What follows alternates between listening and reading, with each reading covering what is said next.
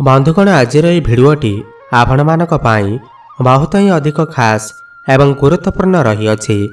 आज भिडियो आम जानिबा एही होली पर्व दिन माने 15 मार्च 2025 शनिवार दिन घर को नहीं आसतु एही गछर चेर को एवं निजर गलारे किमा हाथ में बांधि दियंतु एही गछर चेर को देखिबे आपणकर समस्त मनस्कामना पूर्ण होइजिब। भाग्य आपणकर साथ देव एवं आपण बनिजिबे कोटिपति। जो भी क्षेत्र को आपण जिबे सेठारे आपणकु सफलता अवश्य प्राप्ति हेब। पूरा वर्ष केबे भी धन अर्णर कमी हेब नाही, पैसार अभाव हेब नाही। आजिर भिडियो रे मु आपण मानकु जेउ गछर चेर विषय कहिबी यह सबुठारो पावरफुल एवं जबरदस्त गछ अटे। आपण निश्चिंत भावरे एही होली पर्व दिन माने 15 मार्च 2025 शनिवार दिन एही गछर चेर को आनी निजर शरीर रे धारण करंतु।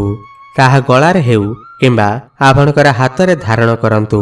देखिबे पूरा वर्ष केबे भी धन अर्णर कमी हेब नाही। आपणकर जीवन रे धन सुख समृद्धि एवं वैभवर प्राप्ति हेब। सेथिपाई आपण मानकु गोटे अनुरोध, एही भिडियोटी को थरे मात्र शेष पर्यंत निश्चय देखंतु। बंधुगण हिंदू संस्कृति रे केते प्रकारर पौराणिक मान्यता को महत्व दिया जाई अछि कि केते एमिति वृक्षलता हुई थांती जे कि बहुत शुभ एवं पवित्र माना जाई थाए। केते एमिति वृक्षलता हुई थांती जे कि आमर जीवन रे चालुथिबा समस्या को दूर करि देई थांती। खास कथा यह अटे कि वृक्षलतार ना केवल लोक माने पूजा करि थांती बरम औषध रूप रे मध्य प्रयोग करि थांती। यह केते प्रकारर बीमारी को ठीक करि थाए। तेबे सेही वृक्ष मानक मध्यरु म आपनकु किछि एमिति वृक्ष मानक विषय कहिबी जहा बहुत ही पावरफुल एवं जबरदस्त गछ अटे। तेबे एही गछर चेर को आपनकु होली पर्व दिन आनिबाकु पड़िबो एवं ताहाको पूजा करी आपनकर गला किमा हाथ रे बांधि देबाकु पड़िबो। जो व्यक्ति सिद्धि प्राप्ति करने चाहते, शुभ एवं लाभ को प्राप्ति करने चाहते, धन धान्यर कामना थाउ समृद्धि पाइबा चाहते, आरोग्यर प्राप्ति करने चाहते, जदि आपण चाहूती आपणकर जीवन दुर्भाग्य दूर हो जाऊ एवं आपण को भल भाग्यर प्राप्ति हेउ, आपण को मान सम्मान प्राप्ति हेउ, तेबे आजिर एही भिडियोटी को शेष पर्यंत निश्चय देखंतु। तेबे एही गछ मानक मध्यरु कोनोसी भी गोटिए चेर होली पर्व दिन घर को निश्चय आणंतु। आपणको अपार सफलता प्राप्ति हेब। एही वृक्षलता मानक मध्यरे बहुत ही अद्भुत चमत्कारी शक्ति रही थाए। आपण मानंतु अबा न मानंतु, आमे जीवन काल मध्यरे केते सबु वृक्ष को प्रयोग करी केते सबु जटिल जटिल रोग को ठीक करि थाउ। तो आपणको आज मु जेउ गछ विषय रे कहिबी तो यह होली पर्व दिन आनी ताहाको पूजा करी निजर गलारे किमा हाथ रे बांधि दियंतु। देखिबे आपनकु तत्काल फायदा पहुँचीब। आपनकु सही समस्त जिनिस प्राप्ति हेब जेउ जिनिस को आपण लंबा समय धरी प्राप्ति करने को चाहूथिले। बंधुगण दामिका रत्न पिंधिबा परिवर्ते जदि आपण एही वृक्षलतार चेर को धारण करि थांती बा धारण करि थांती तो ताठार आहुरी अधिक शुभ परिणाम आपण को प्राप्ति होई थाए। सर्वप्रथमे आपण एही गछर चेर को आनी आपणकर ठाकुर घरे पूजा करी धूप दीप देखाई पूजा करि नियंतु। एहा परे एहाकु चांदीर किमा तंबार ताबिज रे पुराई आपणकर गलारे किमा हाथ रे बांधंतु।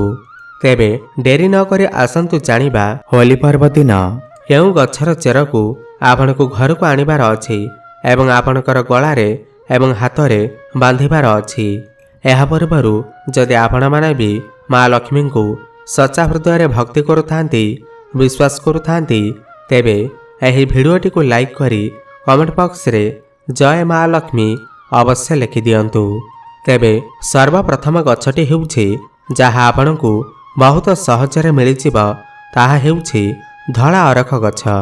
धला अरख गछ भगवान गणेशंकर अत्यंत प्रिय गछ होइथाए। जदि आपण भगवान गणेशंकर कृपा प्राप्ति करने को चाहूँगी तेबे आपण होली पर्व दिन ଧଳା ଅରଖ ଗଛର ଚେରକୁ ଆଣି ଧାରଣ କରନ୍ତୁ। ଧଳା ଅରଖ ଗଛକୁ ଭଗବାନ ଗଣେଶଙ୍କ ସ୍ୱରୂପ କୁହାଯାଇଥାଏ। ଯେଉଁ ଧଳା ଅରଖ ଗଛ 11 ବର୍ଷରୁ ଉର୍ଦ୍ଧ୍ୱ ହୋଇଥାଏ, ସେହି ଅରଖ ଗଛର ଚେର ଭଗବାନ ଗଣେଶଙ୍କର ଶୁଣ୍ଢର ଆକୃତି ନେଇଯାଇଥାଏ। ଭଗବାନ ଗଣେଶଙ୍କୁ ରିଦ୍ଧି ସିଦ୍ଧି ଏବଂ ଶୁଭ ଲାଭର ସ୍ୱାମୀ କୁହାଯାଇଥାଏ।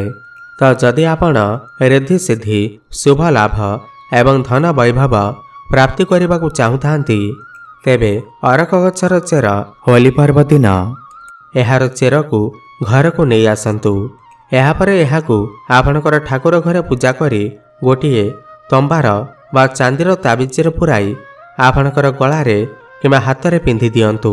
ଦେଖିବେ ଏହାଦ୍ୱାରା ଆପଣଙ୍କୁ ଅନେକ ଫାଇଦା ପ୍ରାପ୍ତି ହେବ। ନବଗ୍ରହଙ୍କର ପୀଡ଼ା ଦୂର ହୋଇଥାଏ। ଖାସ୍ କରି ବୁଧ ଗ୍ରହଙ୍କର ପୀଡ଼ା ମଧ୍ୟ ଦୂର ହୋଇଥାଏ।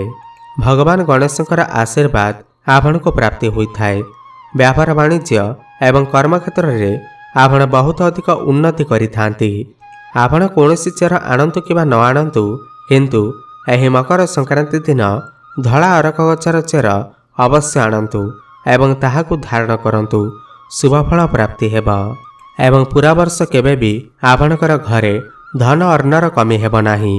ତେବେ ପରବର୍ତ୍ତୀ ଜବରଦସ୍ତ ଚମତ୍କାରୀ ଗଛ ହେଉଛି କଳା ଦୁଦୁରା ଗଛର ଚେରକୁ ଆପଣମାନେ ନିଶ୍ଚିନ୍ତ ଭାବରେ ହୋଲି ପର୍ବ ଦିନ ଘରକୁ ଆଣି ତାହାକୁ ପୂଜା କରି ଚାନ୍ଦିର କିମ୍ବା ତମ୍ବାର ତାବିଜରେ ପୁରାଇ ଆପଣଙ୍କର ଗଳାରେ କିମ୍ବା ହାତରେ ଧାରଣ କରନ୍ତୁ। ଦେଖନ୍ତୁ, ଦୁଦୁରା ଗଛକୁ ସ୍ୱୟଂ ଭଗବାନ ଭୋଳାନାଥଙ୍କର ସ୍ୱରୂପ ମାନାଯାଇଥାଏ। କଳା ଦୁଦୁରା କଳା ଭୈରବଙ୍କର ସ୍ୱରୂପ ମଧ୍ୟ ହୋଇଥାଏ। କଳା ଦୁଦୁରାରେ ଶନିଦେବ ମଧ୍ୟ ବାସ କରିଥାନ୍ତି।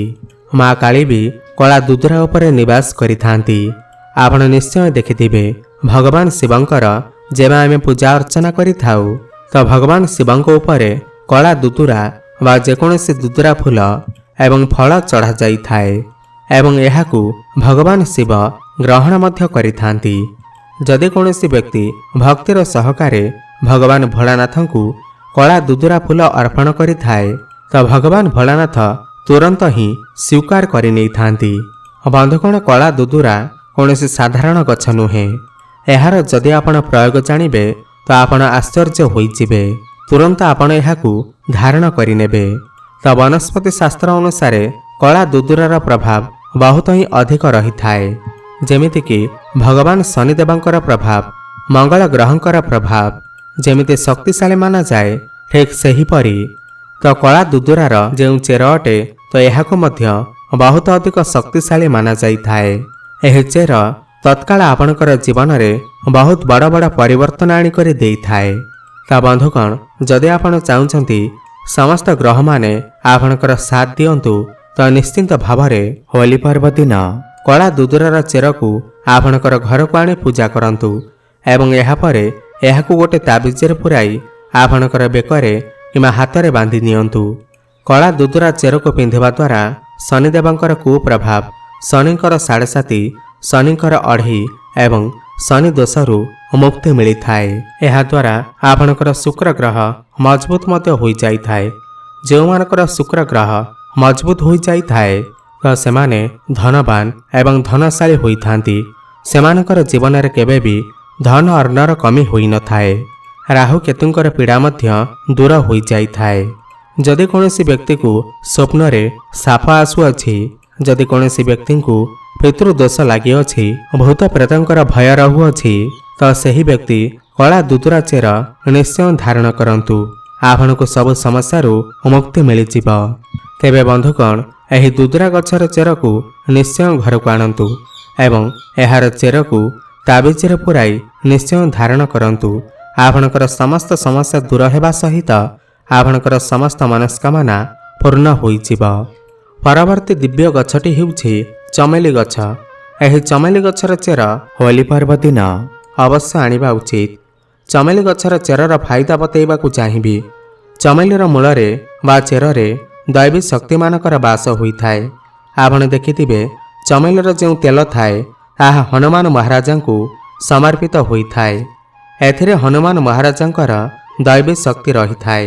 ଯେଉଁ ଲୋକ ମା ଲକ୍ଷ୍ମୀଙ୍କର କୃପା ପ୍ରାପ୍ତ କରିବାକୁ ଚାହୁଁଛନ୍ତି, ଲକ୍ଷ୍ମୀ ସିଦ୍ଧି ପ୍ରାପ୍ତ କରିବାକୁ ଚାହୁଁଛନ୍ତି, ଯେଉଁ ଲୋକ ମନ୍ତ୍ରକୁ ସିଦ୍ଧି କରିବାକୁ ଚାହୁଁଛନ୍ତି, ଯେଉଁ ଲୋକ ଆରୋଗ୍ୟ ରହିବାକୁ ଚାହୁଁଛନ୍ତି, ଏମିତି ବ୍ୟକ୍ତି ଚମେଲିର ଯେଉଁ ଚେର ହୋଇଥାଏ ଏହାକୁ ଅବଶ୍ୟ ଆଣିବା ଉଚିତ। ଚମେଲିର ଯେଉଁ ଚେର ହୋଇଥାଏ ଏହାକୁ ହୋଲି ପର୍ବ ଦିନ ମାନେ ଜାନୁଆରୀ 1 ତାରିଖ ଦିନ ନେଇ ଆସନ୍ତୁ ଏବଂ ଏହାକୁ ପୂଜା କରି ଚାନ୍ଦିର କିମ୍ବା ତମ୍ବାର ତାବିଜରେ ପୁରାଇ ଆପଣଙ୍କର ଗଳାରେ କିମ୍ବା ହାତରେ ବାନ୍ଧି ନିଅନ୍ତୁ।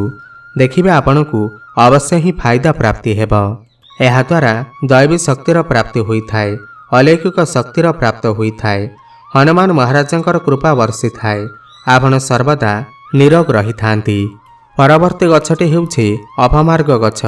ଅବଶ୍ୟ ଘରକୁ ଆଣନ୍ତୁ ଏବଂ ଏହାର ଚେରକୁ ନିଶ୍ଚୟ ଧାରଣ କରନ୍ତୁ।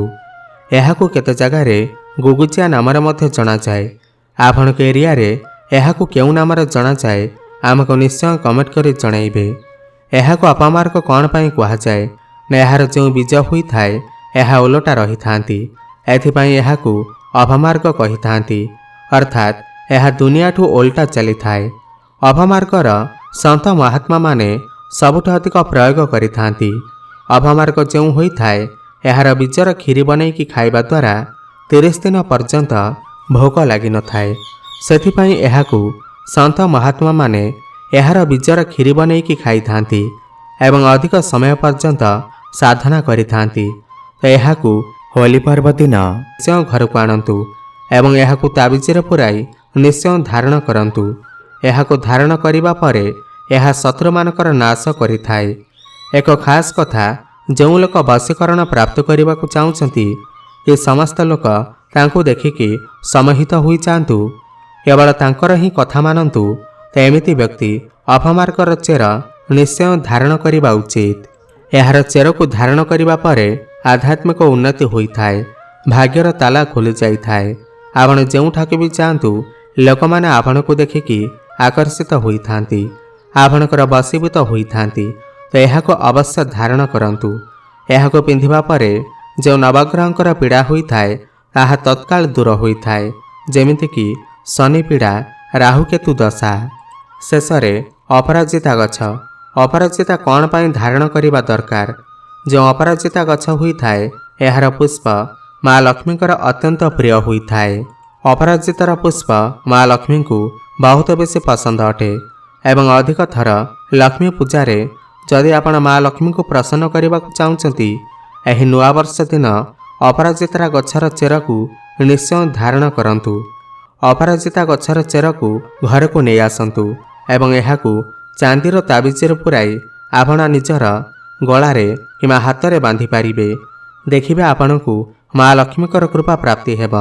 ପୁରା ବର୍ଷ କେବେ ବି ଧନ ଅର୍ଣ୍ଣର କମି ହେବ ନାହିଁ, ଭାଗ୍ୟର କବାଟ ଖୋଲି ଯାଇଥାଏ। ଚାକିରି ଦରକାର ଯଦି ଆପଣଙ୍କୁ ଚାକିରି ପ୍ରାପ୍ତ ହୋଇଥାଏ, ଆପଣଙ୍କର ଆଧ୍ୟାତ୍ମିକ ଉନ୍ନତି ହୋଇଥାଏ।